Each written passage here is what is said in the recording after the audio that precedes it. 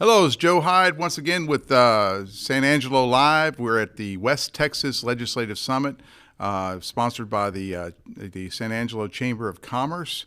And I have the Chancellor of Texas Tech University System to my left here, Mr. Ted Mitchell. Are you a doctor? I'm a doctor, it doesn't matter. I'm also a minister. Are you a minister too? Yeah. All right. Well, Texas Tech. Big player out here in West Texas, certainly a bigger player here in San Angelo than a lot of people probably realize. Angelo State University is part of the system. Right. And you're also adding more schools to your system. Right. Well, we've got Midwestern State up in Wichita Falls Right. that effective September 1st will be part of the Texas Tech system. And it's interesting if you think of the state's geography, if you think, and I grew up in Northeast Texas, I grew up in Longview, so if you think of the state's geography west of I-35, we only have about 15% of the population. But if you think of the state's economy, with agriculture and energy being the two largest sectors of the economy, that's all out here in West Texas. Mm-hmm. And so the family of folks out here are really important when it comes to pulling together for ideas, pulling together for common purposes. And that's something that's actually fairly new. You'll have a lot of the communities out here that historically might bicker with one another. But the fact of the matter is we have to band together on everything out here in order to get the things we need. Right. Now, I grew up in West Houston in Katy and went to A&M, and that was back in the 80s. Sure. And one of the things that has really struck me as a parent who's a potential customer, or my children are going to go to college and things like that, is that when I went to A&M in 1982, it was a teaching university. Mm-hmm. I mean, they hired professors and had professors tenured there that actually went to class and actually taught. Sure. And today I had some kids went to A&M because, when you're in the cult, you got to continue the cult, right? And they never see their professors. They see teaching assistants and things like that. So it's more of a research university now. Talk about how Texas Tech is evolving. And I kind of view Texas Tech as the true teaching university of Texas now. Well, it's interesting because your point is spot on. Everything has transitioned, everything. Many things have transitioned in higher education where you do have universities around the country that have become highly, highly, highly concentrated in research efforts, all extremely important. But one of the things that I believe to my core is that universities in general should always try to remain true to their original intent for things.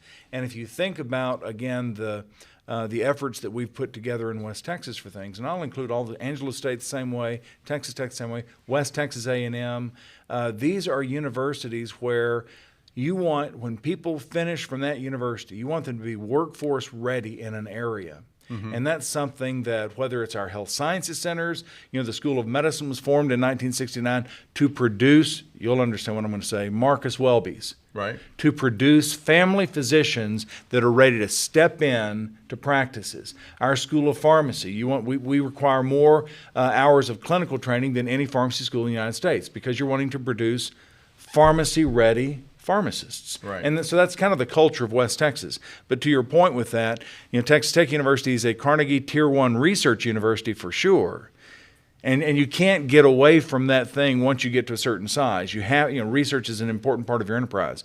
But in my estimation, you should never get away from those things that made you who you are. You got to dance with the one what brung you. Well, now, Angelo State University here in San Angelo, Mm-hmm. is seeing rapid growth in enrollment. Right.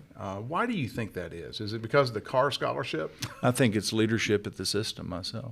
Do you really? I'm going to take some credit for that. No. I think that if you look at Angelo State University, it's one of those gems. It really is one of those gems that has always kind of quietly been out here. And I will tell you that once the story gets told, mm-hmm. about what they do at ASU. Very unique things in computer sciences, very unique things in cybersecurity, artificial intelligence. When we talk about this in Austin this past session, and Ronnie Hawkins, President Hawkins is up there visiting with folks, you should see the raised eyebrows when you talk about the things that go on here at ASU mm-hmm. that they had no clue about right up the road in Austin, right? Let alone New York or Seattle. But the proximity to Goodfellow, with the focus on things related to, again, cybersecurity, computer sciences, artificial intelligence. They give the university kind of this singular notoriety that then you get the halo effect on everything else that you're doing. Well, it's kind of, I guess ASU is kind of leveraging what's around it. You better believe. Yeah. And isn't that a true Texas kind of can-do attitude? Right. You leverage the things you have to get some synergies. So how hard was it? Were you around when they got the vet school approved at Texas Tech? Oh, that was all part of what we were doing. Yeah. So how hard was it to convince A&M to allow you to do it? Well, we still haven't. There's still some folks in College Station that act like it doesn't exist up there. Is that right? Yeah, and I'm sure that'll be the case forever. But the fact of the matter is, you had to go down. This started in 2015 with the discussion that we had, but it was just slowly building afterwards. And in the 2019 session is when everything was really coming to a head. The fact is, you have the state of Texas is blessed in that we have one of the finest vet schools in the United States at College Station. Mm-hmm. It's fantastic. But when that vet school was opened in 1915, you had 2.9 million people in the state. We have now 29 million people in the state, but we still have just one vet school.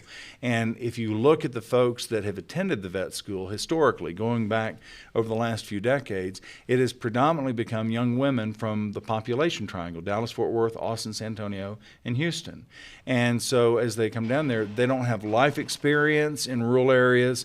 They don't have desires to go to rural areas. They certainly don't have desires to be doing mixed practices or large animal practices. Mm-hmm. So there's been a segment of the population that has not been served for many, many, many years.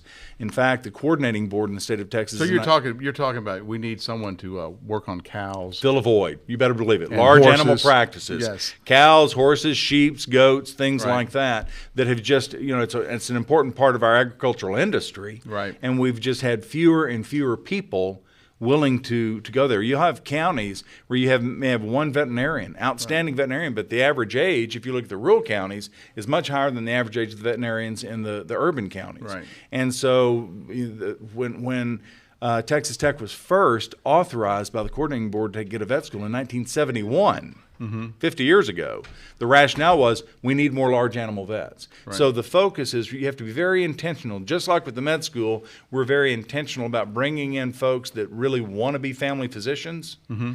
Same thing with vet school. We've had nearly 800 applications for 60 slots. Wow. And we were very intentional on trying to find those folks that had FFA backgrounds, that grew up on farms, that grew up on ranches, that had a connection back to rural areas of the state. And it worked very, very well. So I think the two vet schools actually will be very complementary with one another. Okay, so the thing everyone out in Facebook and YouTube land wants to know is Texas Tech University, the Red Raiders, how are you going to deal with your biggest school in Texas, University of Texas, going to the SEC? I mean, you have no more rivalry. They're leaving? They're going to the SEC. Well, here's the thing, and this is the way I look at it. Regardless of what happens with UT, it's like everything else in West Texas in general. You're going to deal with it, and you're going to come out doing well. You're going to do the things you need to do. And so right now there are far, far more unknowns than knowns in what's going on. Whether it's conference realignment, whether it's conference mergers, whatever it may be, you'll hear every single day over the past couple of weeks, I've heard something different. What about this? Well, I heard that SEC is going to do this. Well, I heard that the Big 12 is going to merge here. I've heard this. And quite frankly, anything that I would tell you is the same kind of conjecture that you hear from everybody else. I do know this.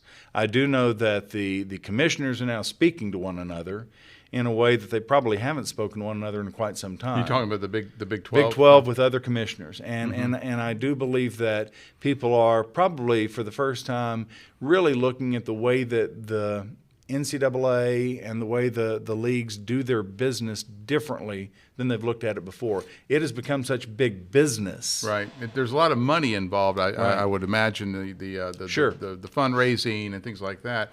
Do you think that's going to be very negatively impacting Texas Tech's? Well, the potential for something like that is always there, but the fact of the matter is, when you know that the potential challenge is there, then there's also an opportunity to really hit it hard and make sure it doesn't happen. Right. So, who do you think the rival's going to be? The new rivalry, if it stays Big 12. If it stays, I don't know, perhaps Oklahoma State. They're very much like us. Very much like us. It's a wonderful school, and they've got a great all-around athletic program. And so, I mean, and they've always been wonderful rivals on the field and wonderful friends off the field. Right. Well, Chancellor, thank you very much for joining us. I have one question. One question. Oh, we have Manny Diaz up back here. Manny Diaz and Angelo Live. We're here in the press conference area. Chancellor Mitchell, the likelihood of Texas Tech joining with the ACC or the Pac-12 or perhaps staying in the Big 12, how likely is it that Tech goes out west or out east? Or are there any scenarios that you are contemplating at this point? Right now, we had the hearing in Austin on Monday, and right now, what you've got is the commissioners visiting with one another, just about what options may be. Obviously, the ideal thing would be to have a robust Big 12, with whatever that means. However, having said that, at the end of the day, every university, the publics, the privates, everybody will have to look at themselves and what it is their university is going to need. So I will tell you that we will probably know a whole lot more in 6 or 8 weeks than we do today. And today, as of today, whether you're saying, are we going east, are we going west, are we staying with the Big 12, I'd say it's a toss-up on any of those, just as far as the landscape, not on conversations that I've had with anybody, but just looking at the landscape and all the conjecture. I have to ask you, is there a preference if you go out west? Oh, my. No, I won't even go there. I'm going to leave that to the president of the university and the athletic director. I told them I wouldn't get in their business, and please don't get in mine. Well, Chancellor, thank you very much for joining us today. Thank you guys so much for having me. Appreciate you. Hopefully we broke some news. There you did. All right. Thanks. Thank Take you. care.